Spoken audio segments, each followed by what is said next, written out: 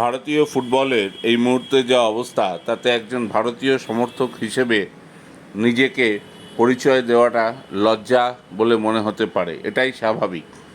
Ranking কোথায় উঠবে তা নয়, নেমে নেমে একেবারে 133 নম্বরে 14.77 পয়েন্ট হারিয়েছে ভারতীয় ফুটবল শেষ কয়েকদিনে।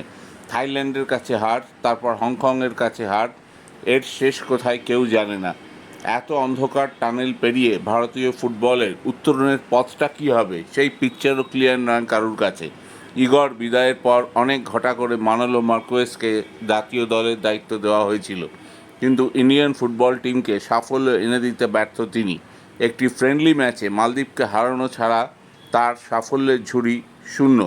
মানোলো শুরু থেকেই এফসি গোয়ার কোচিংয়ে বেশি মশগুল ছিলেন। হতেই পারে তিনি সেখানে বেশি টাকা পাচ্ছেন, সেটাই স্বাভাবিক। কেন তাকে মেকশিফট কোচ করলো ফেডারেশন, এটাও একটা বিরাট প্রশ্ন তুলতে বাধ্য। কল্যাণ চৌবের রোলও এখানে স্ক্যানারের আন্ডারে থাকতে পারে।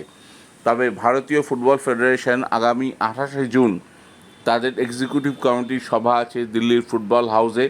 সেখানে তারা সম্ভবত পরবর্তী ভারতীয় কোচ হিসেবে শর্টলিস্ট করছে খালিদ জামিলকে।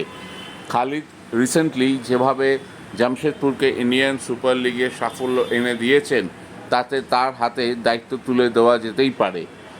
তারকা প্রথায় তিনি বিশ্বাসী নন, ড্রেসিং রুমের অ্যাটমসফিয়ার সঠিক রাখতে পারেন, ফুটবলারদের সাথে তার ম্যানেজমেন্ট দারুণ। এছাড়া যে কোনো পরিস্থিতিতে লড়ে যাওয়ার মতো মানসিকতা রয়েছে মুম্বাইয়ের এই প্রাক্তন ফুটবল তারকার। খালিদ জানেন কিভাবে ইন্ডিয়ান ফুটবল এখন চলছে এবং কিভাবে নতুন প্লেয়ার তুলে আনতে হয়। নর্থ ইস্টের প্রচুর প্লেয়ার তিনি তুলেছেন, মুম্বাই থেকেও তুলেছেন, অতীতে ইস্টবেঙ্গল, মোহনবাগানের মতো হাই প্রোফাইল ক্লাবেও তিনি কোচিং করেছেন।